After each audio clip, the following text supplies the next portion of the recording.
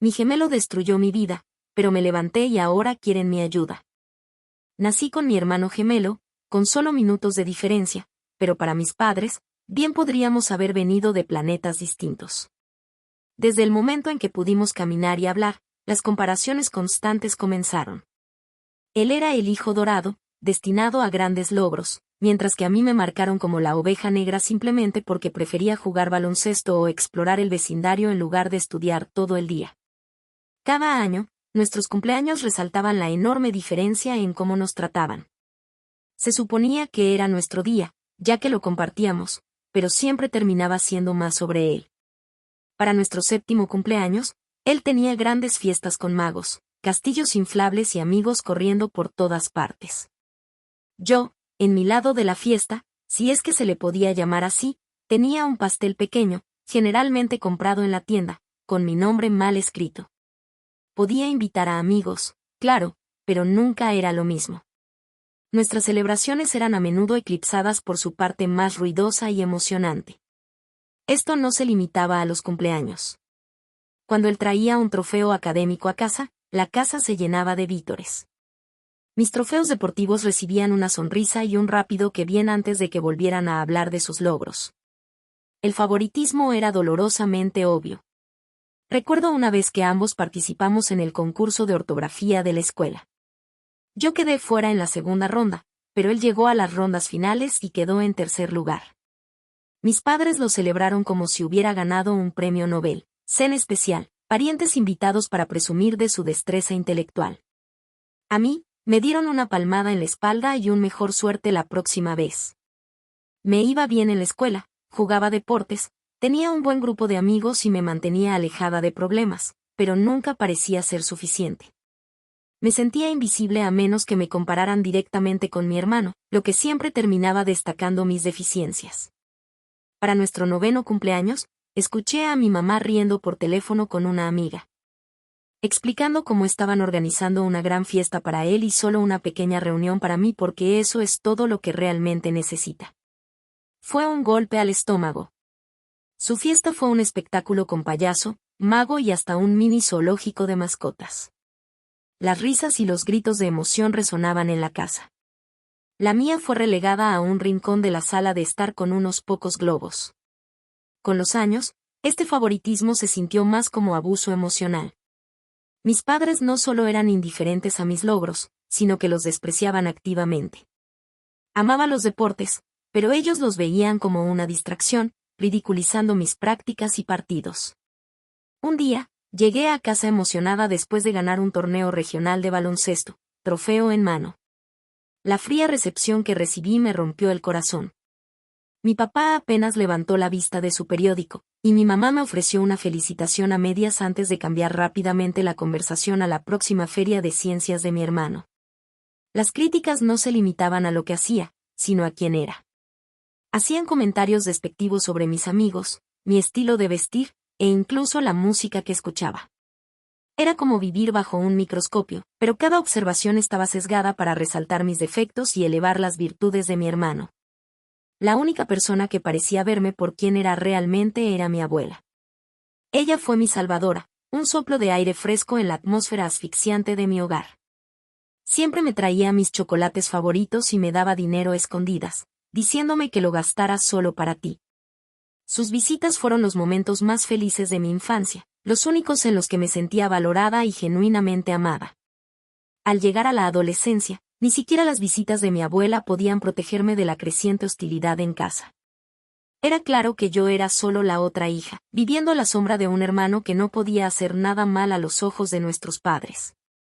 Era extraño sentirse como un extraño en tu propio hogar, un invitado en tu propia fiesta, pero esa fue mi realidad hasta que finalmente tuve la oportunidad de irme y encontrar mi lugar en el mundo. Lejos de las sombras y las comparaciones. Todo cambió durante mi 2º año de secundaria. Las redes sociales se convirtieron en la nueva forma de mantenerse al día con los amigos. Mis padres tenían una lista interminable de reglas, y las redes sociales eran un gran no para ellos. Esta regla se sentía particularmente sofocante.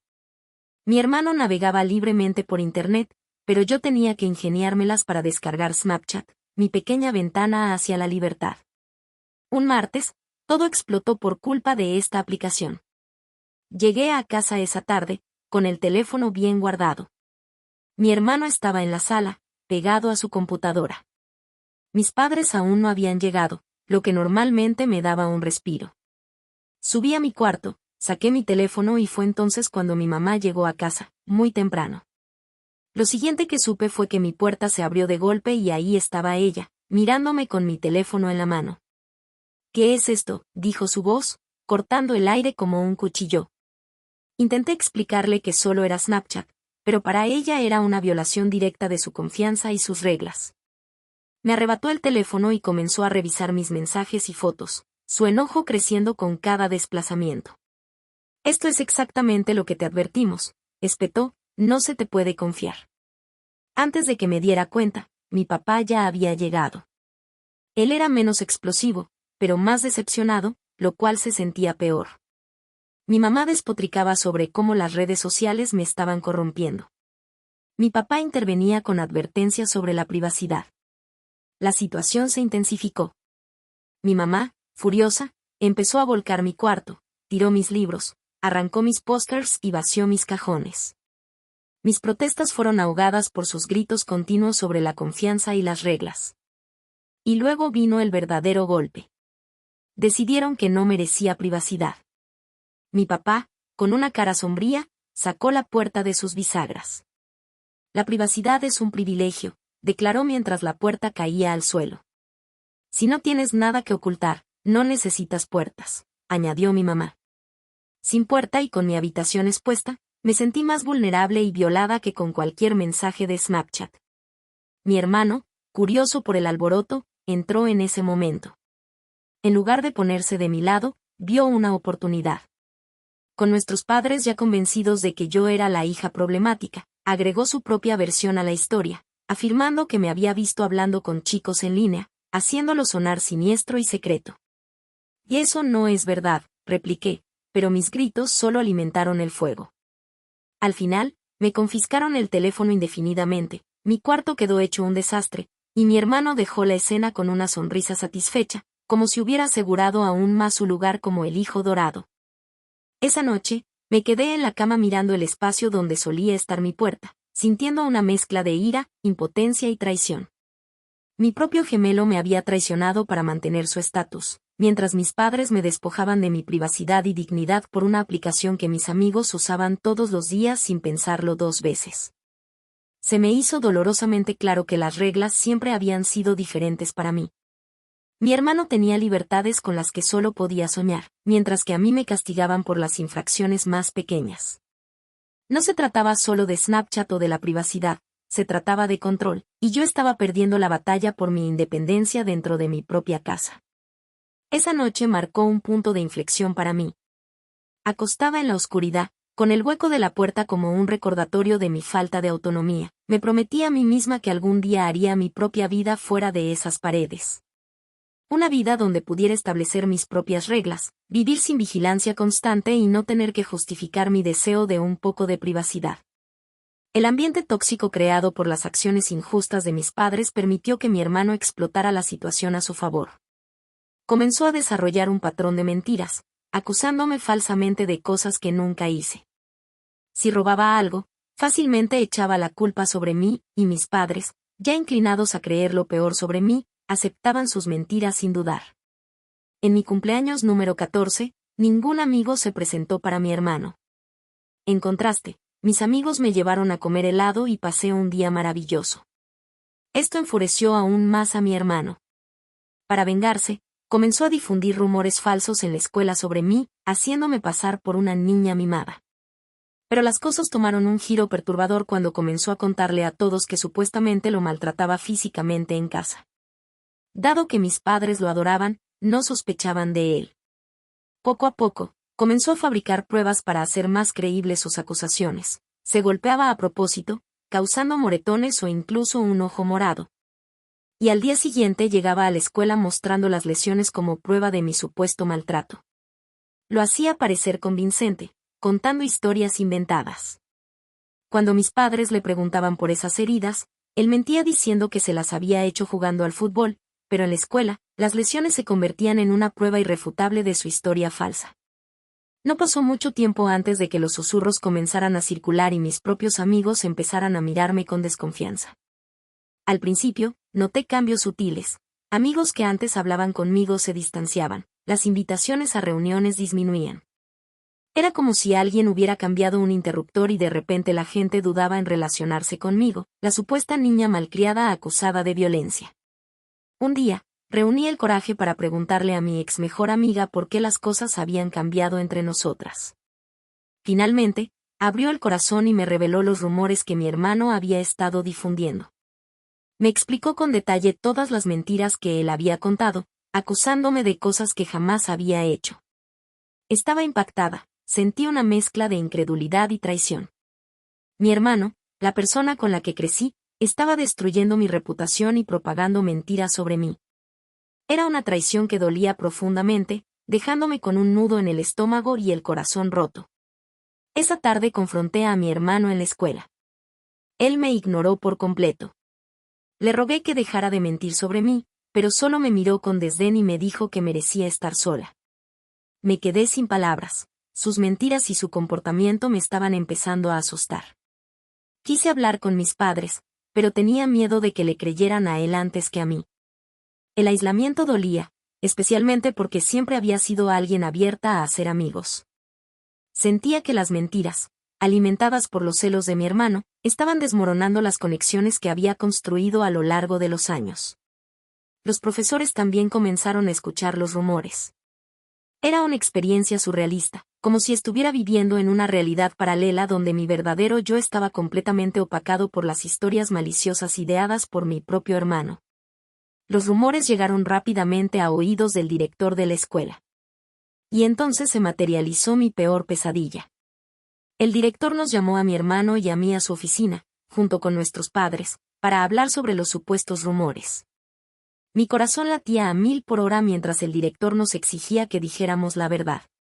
Yo tenía la esperanza de que mi hermano finalmente confesara, pero en lugar de eso, dobló sus mentiras. Miró al director y le dijo con total confianza que sí, que los rumores eran ciertos, pintándome como una matona que lo golpeaba cuando nuestros padres no estaban en casa.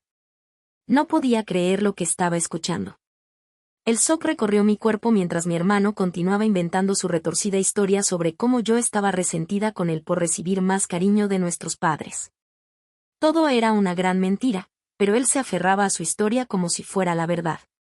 Mi madre, al escuchar la historia de mi hermano, comenzó a llorar, aferrándose a él como si fuera algún tipo de héroe. Mi padre intentó consolar a mi hermano, diciéndole que era valiente por haber hablado y que se aseguraría de que nada le pasara. Después de esa reunión, intenté defenderme, suplicando al director que todo era inventado. Sentí como si estuviera ahogándome en un mar de acusaciones, luchando desesperadamente por salir a la superficie, pero mi hermano seguía adelante, insistiendo en que yo era esta persona furiosa y violenta que lo maltrataba cada día. Mi madre seguía llorando mientras me lanzaba miradas acusadoras. Era como luchar contra una pared de creencias que ya estaban completamente inclinadas a favor de mi hermano. El director me reprendió duramente, diciéndome que la escuela no toleraba el acoso y que esto era motivo suficiente para suspenderme. Le supliqué que no me suspendiera, pero él negó con la cabeza, diciendo que no podía dejarlo pasar. Lágrimas rodaban por mi cara mientras le rogaba que reconsiderara, diciéndole una y otra vez que no había hecho nada. Pero el director se mantuvo firme, diciendo que sería suspendida por 10 días para que todos vieran un ejemplo de lo que pasaría si alguien se atrevía a acosar a otro. Fue un golpe devastador. Empecé a llorar aún más fuerte, prácticamente rogando por una reconsideración, pero mis padres, enojados y avergonzados, me sacaron a rastras de la oficina del director. No quería irme, quería defender mi caso y hacerles entender, pero ellos no me escuchaban. Salimos de la escuela con mi corazón pesado de frustración y humillación. Cuando llegamos a casa, las cosas tomaron un giro drástico. Mi papá comenzó a empacar mis cosas sin previo aviso. Estaba en shock, confundida, sin tener idea de lo que estaba pasando. Mi mamá le preguntó qué estaba haciendo, pero él gritó que no podía dejar que viviera en la misma casa que mi hermano.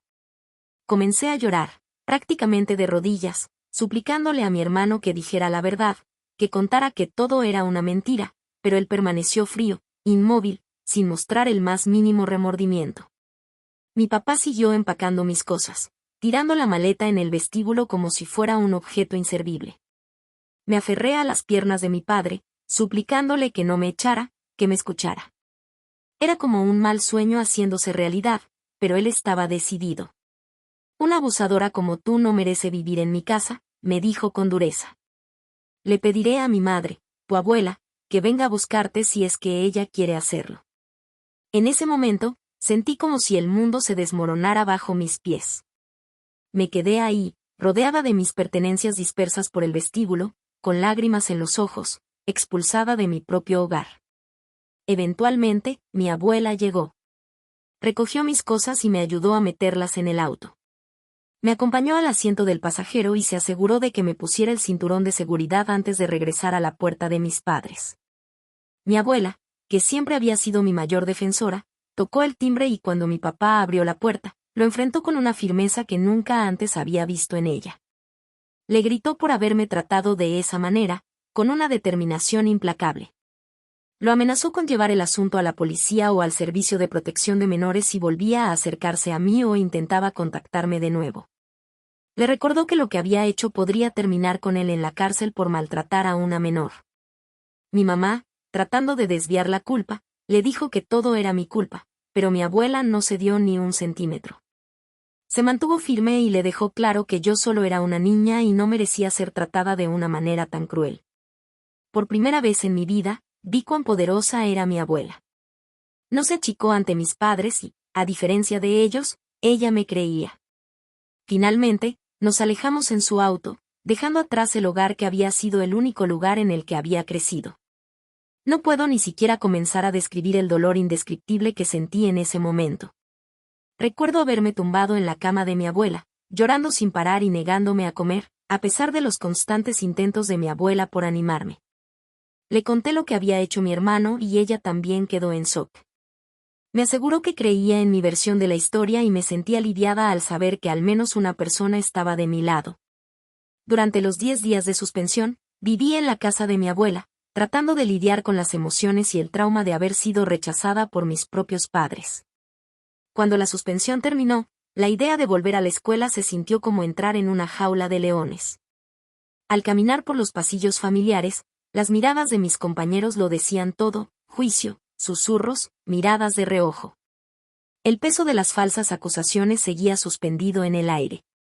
Mientras tanto, mi hermano me ignoraba por completo, actuando como si no existiera. Había formado nuevas amistades con algunas personas que creían su versión de los hechos, viéndolo como la víctima de mis supuestos ataques. No importaba cuánto intentara contar mi versión de la historia, caía en oídos sordos. Me convertí en una marginada, etiquetada injustamente con una reputación que no merecía, una etiqueta que se pegaba a mí como una sombra sin importar dónde estuviera. En el aula, en la cafetería, en los pasillos, los ojos que me miraban estaban llenos de desdén y desconfianza.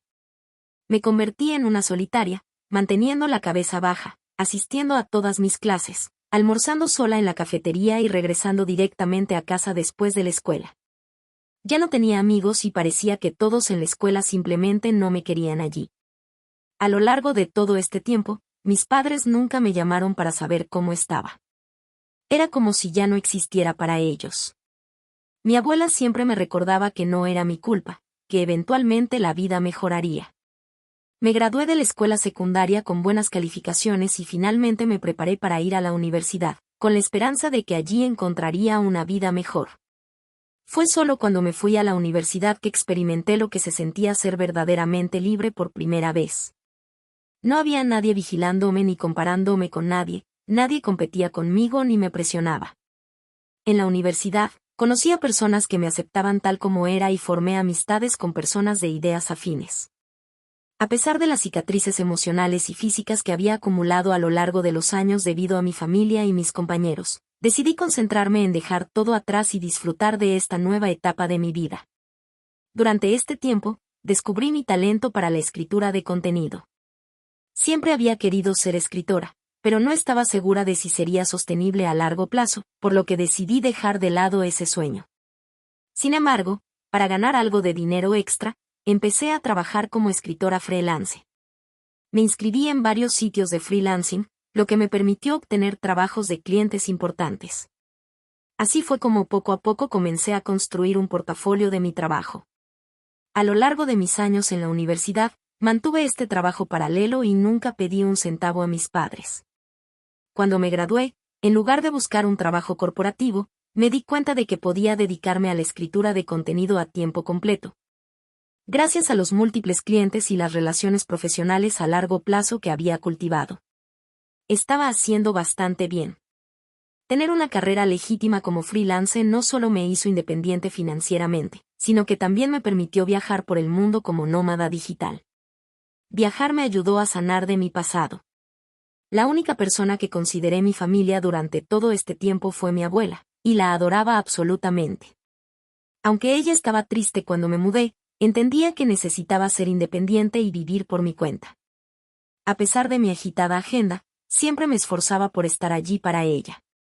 Siempre que podía, la visitaba los fines de semana, compartíamos comidas o simplemente nos sentábamos en el porche conversando sobre recuerdos de la infancia o los últimos acontecimientos en nuestras vidas. Los fines de semana le dedicaba las tardes enteras a ayudarla con las tareas del hogar o a acompañarla al parque local para dar paseos tranquilos. Recientemente, terminé uno de los proyectos más importantes de mi carrera. No puedo mencionar la marca, pero tuve la suerte de escribir blogs y descripciones de productos para ellos. Después de finalizar el proyecto, pedí al equipo con el que trabajé que me dejaran reseñas positivas en mi perfil profesional y accedieron con mucho gusto. Tomé capturas de pantalla de algunas de sus reseñas y las publiqué en mi Instagram, ya que sabía que trabajar con esa marca era algo enorme para mi carrera. Como esperaba, muchos otros escritores de contenido me felicitaron por mi éxito profesional y algunos incluso compartieron mi publicación para ayudarme a difundir la noticia. Esto llevó a que personas desconocidas me enviaran mensajes solicitando ayuda con sus propios sitios web. Mis familiares también notaron esto y algunos de ellos me felicitaron. Eventualmente, fui contactada por el director de mi antigua universidad. Se había enterado de lo bien que me iba y me pidió que fuera a dar una charla en un seminario para hablar con los estudiantes sobre cómo construir una carrera como escritora de contenido. Aunque estaba bastante nerviosa porque no soy muy buena hablando en público, decidí intentarlo y acepté la invitación. Cuando me encontré de pie frente a esas caras ansiosas, compartiendo mis experiencias y consejos, sentí que mi vida había cerrado un círculo. En mi discurso, hablé sobre las luchas que enfrenté y cómo trabajé duro para mantenerme a flote a pesar de todos los días difíciles. Fue una experiencia sumamente gratificante poder empoderar a otros y contribuir al crecimiento de la comunidad de escritores. Algunos de los clips de mi charla comenzaron a hacerse virales en grupos de Facebook, ya que las personas se identificaban con ellos. Se sentía bien finalmente ser reconocida por mi arduo trabajo. La semana pasada, fui invitada a hablar en un programa de televisión local. Era un show sobre los beneficios de la escritura de contenido y me invitaron a compartir mi viaje y mis conocimientos con los espectadores. Estaba un poco nerviosa, pero también emocionada por la oportunidad. Durante el programa, hablé sobre mis experiencias, la importancia de las reseñas de los clientes y cómo una simple publicación de apreciación puede abrir puertas a oportunidades increíbles. Tener la oportunidad de llegar a una audiencia más amplia e inspirar a más personas en el campo fue una experiencia tanto humilde como emocionante. Cuando el programa terminó, compartí algunos de los clips en mi Instagram, ya que estaba orgullosa de haber sido invitada a un programa de televisión. Así fue como mis familiares y primos empezaron a enterarse de lo bien que me iba en mi carrera. Verás, como mis padres nunca hablaban de mí, no tenían idea de que estaba trabajando con marcas populares y apareciendo en la televisión. Así fue como la noticia de mi éxito se extendió rápidamente dentro de mi familia. Supongo que esa entrevista en la televisión finalmente llegó a oídos de mis padres también porque unos días después, mientras trabajaba en otro proyecto, tenía el teléfono en silencio. Cuando terminé de trabajar, revisé mi teléfono y, para mi sorpresa, tenía 6 llamadas perdidas de mi mamá. Honestamente, me sorprendió ver su nombre en mi teléfono, ya que había pasado muchísimo tiempo desde la última vez que me llamó. Después de tantos años de silencio, no podía entender por qué me estaba llamando. Titubeando, decidí devolverle la llamada y respondió inmediatamente. Le pregunté si todo estaba bien y mi mamá comenzó a felicitarme. Mi papá, probablemente sentado justo al lado de mi madre, intervino también en la conversación, haciéndome preguntas sobre mi vida y bienestar. Contesté sus preguntas sin pensar mucho, pero no me pareció extraño hasta que empezaron a preguntar cuánto estaba ganando en esos días. Les dije que no era asunto suyo, a lo que mi papá respondió que éramos familia y que no debía sentirme tímida al compartir mi ingreso con ellos. Les respondí que me iba bien financieramente.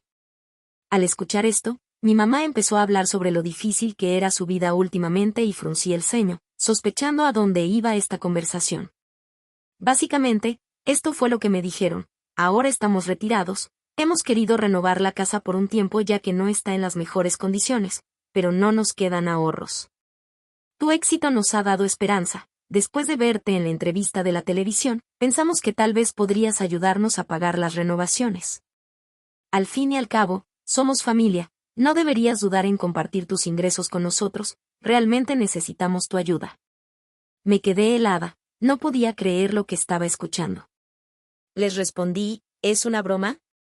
¿Por qué me están pidiendo dinero cuando ni siquiera han hablado conmigo en años? No sé qué los hizo decidirse a contactarme y aunque aprecio las felicitaciones, no los voy a ayudar de ninguna manera. Mi mamá, al oír esto, comenzó a decir que estaba siendo egoísta y que debía apoyarlos como familia. Mi papá añadió que como mis padres, merecían ser cuidados y que era lo mínimo que podía hacer por ellos. Estaba tan molesta que quería decirles algunas verdades, pero de repente tuve una idea. En lugar de simplemente discutir con ellos, decidí que les enseñaría una lección para siempre, una que les recordaría que no podían aprovecharse de mí después de haberme maltratado tantos años. Les dije que estaba dispuesta a ayudarlos, pero solo si aceptaban mis condiciones. Mi papá, curioso, me preguntó cuáles eran esas condiciones. Sin dudarlo, les expuse mi demanda: si querían mi ayuda, tendrían que admitir públicamente, frente a nuestra familia y amigos, que mi hermano fue el artífice detrás de los rumores hirientes que destruyeron mi reputación. Quería que humillaran a mi hermano de la misma manera que me humillaron a mí al creer sus mentiras y manipulaciones. Quería que se hicieran responsables de sus acciones y reconocieran el dolor que me habían causado. Al escuchar mis condiciones imposibles, mi papá comenzó a cuestionar la necesidad de una admisión pública. Mi mamá intentó desviar el tema, sugiriendo que tuviéramos una discusión privada sin involucrar a los demás. Pero me mantuve firme: esta condición no era negociable y era un requisito para cualquier asistencia que quisieran recibir de mi parte en el futuro. A medida que la tensión aumentaba, mi papá levantó la voz, afirmando su autoridad como mi padre y comenzó a insistir en que era mi deber ayudar a la familia en momentos de necesidad. Mi mamá, en un último esfuerzo, me instó a hacer lo correcto y ayudarles, enfatizando los años que pasaron criándome. No pude evitar notar la ironía en esa súplica repentina. Les recordé el pasado, recordándoles que ellos me habían echado de casa y que fue mi abuela quien me crió, no ellos. La conversación se tornó más acalorada, pero yo me mantuve firme. Les dije con claridad que si querían reanudar contacto conmigo y buscar mi ayuda financiera en el futuro, entonces la verdad tenía que salir a la luz de manera pública y mi hermano tenía que enfrentarse a las consecuencias de sus acciones. Esta era la única manera. Desde esa conversación, mis padres han estado tratando de llamarme insistentemente, pero he estado ignorando sus llamadas. De hecho, empiezo a arrepentirme de haberlos llamado de vuelta ese día. Ahora me pregunto si realmente sería una mala persona si decidiera no ayudar a mis padres en absoluto. Actualización 1. Ha sido una semana agitada desde que compartí mi historia por primera vez y el apoyo que he recibido de todos ha sido abrumador. Ha sido reconfortante saber que no estoy sola en todo esto. Estoy contenta de que todos estén de acuerdo en que no debería involucrarme con mis padres ni considerar ayudarlos después de todo lo que me hicieron pasar. La razón por la que les di esa condición era porque sabía que era prácticamente imposible que la cumplieran. Sé que aman demasiado a mi hermano y, a pesar de que tal vez ya se hayan dado cuenta de que todo fue una mentira, sé que nunca lo pondrían a él en la misma situación que me pusieron a mí. Hoy recibí un mensaje desagradable de mi hermano después de que mis padres intentaran contactarme nuevamente y yo me negué a contestar sus llamadas. El mensaje decía algo así: oye hermana, Ha pasado mucho tiempo desde que te vi y puedo decirte que cada día sin ti en mi vida ha sido genial. Escuché que mamá y papá se comunicaron contigo y que les diste un ultimátum loco, sabes que nunca van a hacerlo, ¿verdad? Está claro que nunca te quisieron y jamás harán nada para lastimarme a mí. Admito que mentí sobre ti hace 15 años, pero ha pasado mucho tiempo desde entonces, así que deja de ser tan egoísta y trata de superar el pasado. No estás casada ni tienes hijos, así que ¿por qué no ayudas a mamá y papá con las reparaciones y renovaciones de la casa? Haz lo correcto y sé una mejor hija. Ver ese mensaje fue como una puñalada en el pecho. La audacia de mi hermano para minimizar las luchas que enfrenté y las condiciones que establecí demostraba su total falta de empatía. Intentó hacerme sentir culpable, insinuando que debía priorizar las necesidades de mis padres sobre mi propio bienestar, lo cual no solo era ofensivo sino que también resaltaba lo poco que me valoraba. Impulsada por la frustración y un fuerte deseo de justicia, decidí que era hora de tomar las riendas y revelar la verdad que había estado oculta durante tanto tiempo. Me senté a escribir un correo electrónico dirigido a mis padres y a algunos de mis familiares cercanos, compartiendo los detalles dolorosos de mi infancia y el trato injusto que recibí mientras crecía en la casa de mi familia. En el correo describí el ambiente opresivo en el que crecí bajo el techo de mis padres y cómo siempre fui tratada de manera diferente en comparación con mi hermano gemelo. También abordé los rumores maliciosos y completamente falsos que mi hermano había difundido sobre mí en la escuela, los cuales llevaron a consecuencias graves y arruinaron mi reputación. Les recordé a todos cómo mis padres me habían echado de casa y cómo, de no haber sido por mi abuela, quizás habría terminado en la calle. Hacia el final del correo, les pedí a todos que leyeran el mensaje que me envió mi hermano, adjuntando una captura de pantalla en la que admitía haber mentido sobre mí. Era una confesión clara que esperaba que expusiera las mentiras que habían persistido durante tanto tiempo. Envié el correo hace una hora y sé que el caos está a punto de desatarse una vez que mis padres y mi hermano lo lean. Actualización 2. Ha pasado un mes desde mi última actualización y muchas cosas han sucedido durante este tiempo. Como era de esperar, mi familia estalló en caos después de recibir mi correo electrónico. Mis padres recibieron críticas de varios familiares que antes no estaban al tanto de la magnitud del favoritismo y el abuso emocional que me hicieron pasar. Muchos familiares me contactaron diciéndome que no tenían idea de lo que había sucedido y disculpándose por no haber estado allí para mí cuando lo necesitaba. Mi hermano y mis padres me enviaron una serie de mensajes abusivos y cada vez más violentos, por lo que decidí contactar a un abogado. Él les envió una carta de cese y desistimiento, advirtiéndoles que no intentaran contactarme nuevamente o enfrentarían graves consecuencias legales. Supongo que eso los asustó porque desde entonces dejaron de comunicarse conmigo. Mi abuela piensa que hice lo correcto al contar la verdad a todos y me apoya al 100%. Ella es la única persona que me importa realmente, así que estoy contenta de que me respalde. Actualización 3. Han pasado 2 meses desde mi última actualización y me alegra informar que todo en mi vida está yendo bien por ahora. Profesional y personalmente, mi negocio de escritura de contenido está prosperando. Las invitaciones para hablar en seminarios y podcasts siguen llegando, consolidando mi posición como una figura respetada en mi campo de trabajo. Sigo siendo muy cercana a mi abuela. Recientemente, me tomé una semana libre del trabajo para pasar tiempo de calidad con ella. Está muy interesada en la jardinería en estos días y me está enseñando mucho sobre flores y hierbas en su jardín. Los momentos que paso con ella, ya sea compartiendo comidas, teniendo conversaciones profundas o simplemente disfrutando de la compañía mutua, son mis recuerdos más queridos. Mi familia no ha intentado contactarme desde la carta de mi abogado y estoy contenta de que se mantengan alejados. En lo personal, comencé a ir a terapia con la esperanza de sanar las heridas emocionales que llevo. Finalmente, siento que estoy en paz con mi pasado y lista para seguir adelante. Si te gustó esta historia y quieres ver más contenido como este, te invito a unirte a mi canal. Tu apoyo significa el mundo para mí. Hasta la próxima.